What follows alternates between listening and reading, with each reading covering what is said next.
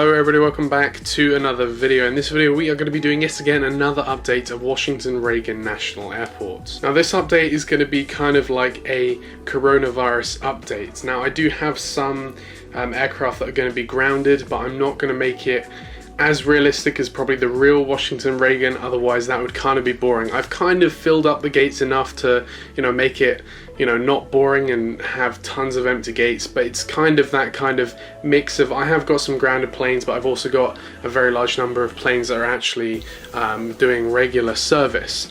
Before I get started as well, I do want to mention there are a few new routes to Reagan that's starting in the next few months.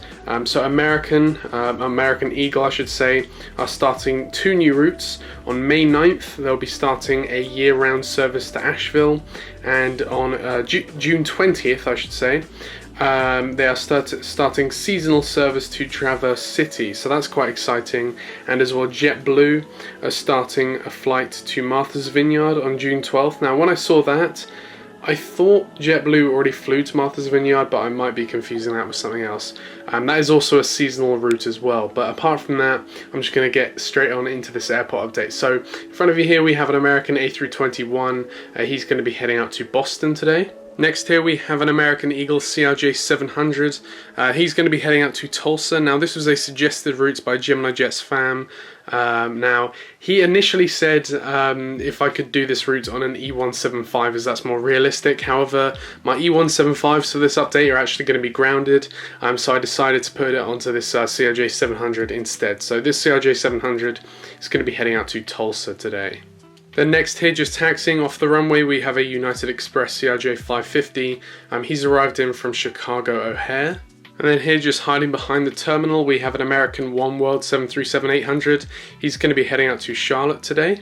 And then next here we have an American 737-800. He's going to be heading out to Dallas-Fort Worth or Red River Aviation's airport. Next here we have a JetBlue A320. He's going to be heading out to West Palm Beach. Again, I do need some E190s because I believe that route is served on an E190. However, I just have this aircraft, so for today it's going to be on an A320.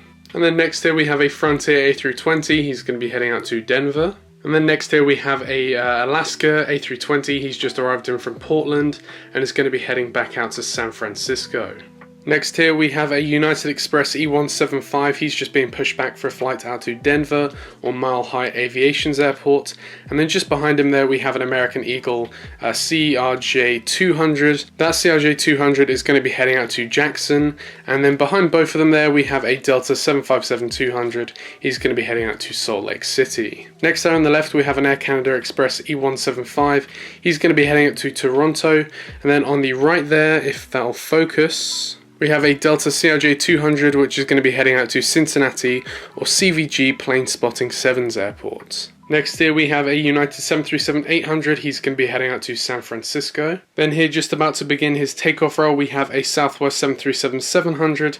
He's going to be heading out to Milwaukee or One World Man 2001's airport, and he just arrived in from Atlanta or Aviation 777's airport. And then here, just holding short, we have an American Eagle CRJ 200. He's going to be heading out to Nantucket. And then finally here in the hard stands, ignore all that stuff behind there, that's just things that I've been working on for Dulles.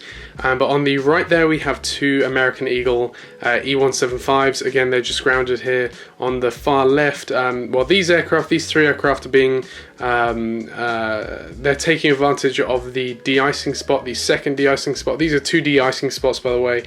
Basically you can have 2 aircraft being de-iced at the same time.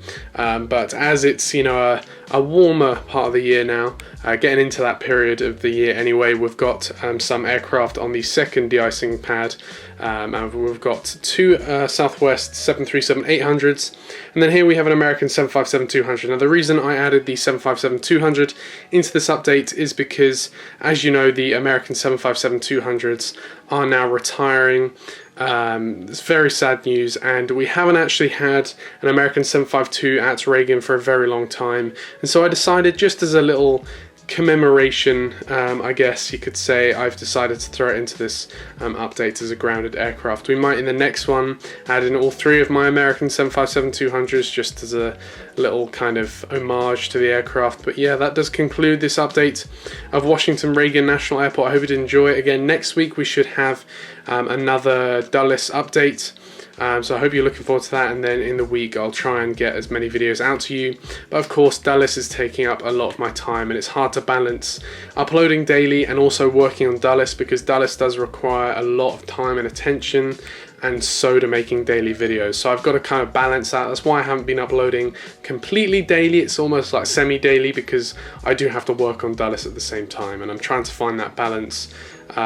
So yeah, I hope you understand. But apart from that, that does conclude this update of Washington Reagan National Airport. I hope you did enjoy, and apart from that, I will see you in the next video. Bye.